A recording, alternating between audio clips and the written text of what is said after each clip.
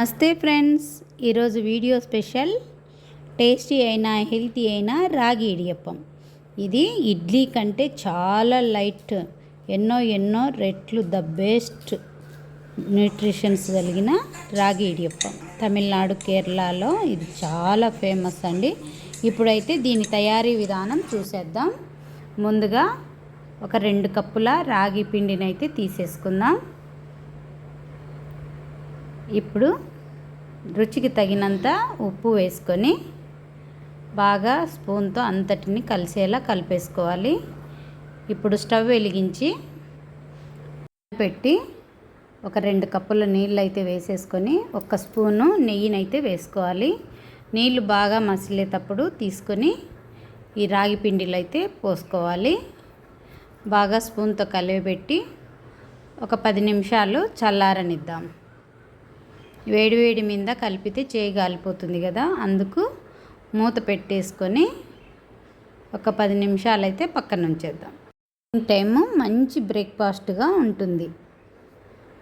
ఇది తమిళనాడు, కేరళలో అయితే ఏ చిన్న బండ్ల దగ్గరికి వెళ్ళినా ఇడియప్పం ఖచ్చితంగా దొరుకుతుందండి. వీళ్ళైతే బియ్యం పిండితో చేస్తారు, మనమైతే రాగి పిండితో చేసేసుకున్నాం కదా. ఇప్పుడు బాగా చల్లారిపోయింది కదా, దీన్ని చేత్తోనే బాగా ఆ విధంగా ప్రెస్ చేస్తూ కలిపేసుకోవాలి. మళ్ళీ కొద్దిగా నెయ్యి తీసుకొని అయితే బాగా మన చేతికి అంటుకోకుండా పిండిని అయితే కలిపేసుకోవాలి. అంటుకోలేదంటే అది బాగా కలిసిందని అర్థం. ఇప్పుడు దీన్ని డివైడ్ చేసేసుకొని మన దగ్గర మౌల్డ్ ఉంటుంది కదా, దాంట్లోకైతే పెట్టేద్దాం. ఇప్పుడు మౌల్డ్కు అంతా ఆయిల్ అంటించేసుకొని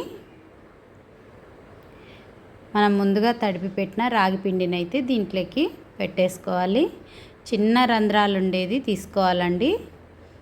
ఇప్పుడు అరటాకులకు బాగా నీట్గా కడిగిన అరటాకులను తీసుకొని వాటికి నూనె రాసేసి పక్కన ఉంచుదాం. ఇప్పుడు ఇడియప్పము వేడి మీదనే ఆవిరి మీద ఉడుకుతాయండి, అందుకు వాటర్ పెట్టేశాను.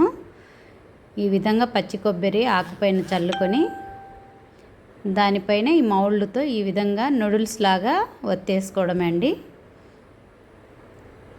చాలా చోట్ల బియ్యం పిండితో చేస్తారు, ఇది రాగి పిండి హెల్తీ కాబట్టి నేను ఈ విధంగా చేశాను.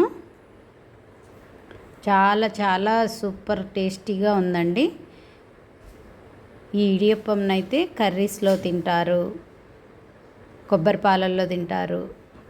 ఈ విధంగా వేడి అయిన వాటర్లో, ఆవిరొచ్చే వాటర్లో రంధ్రాల గిన్నె పెట్టేసి ఈ విధంగా ఉంచానండి. ఒక 15 నిమిషాలండి మీడియం ఫ్లేమ్ మీద ఉడికించేసుకోవచ్చు. ఇంకో పక్కనైతే ఇడ్లీ కుక్కర్లో పెట్టేశాను.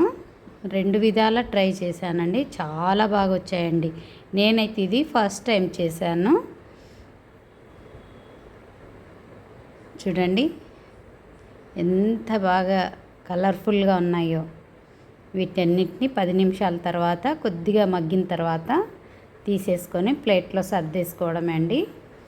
నేనైతే దీంట్లోకి కాంబినేషను మష్రూమ్ కర్రీ చేశాను. ఎంతో టేస్టీ అయిన రాగి ఇడియప్పం రెడీ అయిపోయింది. మీ అందరికైతే నచ్చింది అనుకుంటున్నా. లైక్ చేయండి, షేర్ చేయండి, కామెంట్ చేయండి. ఎవరైనా నా ఛానల్ని ఫస్ట్ టైం చూస్తుంటే సబ్స్క్రైబ్ చేసి బెల్ ఐకాన్ నొక్కండి. నేను చేసిన ప్రతి ఒక్క హెల్తీ అయిన వీడియోస్ మీకు కంపల్సరీ వస్తాయి. Thank you for watching. Please subscribe.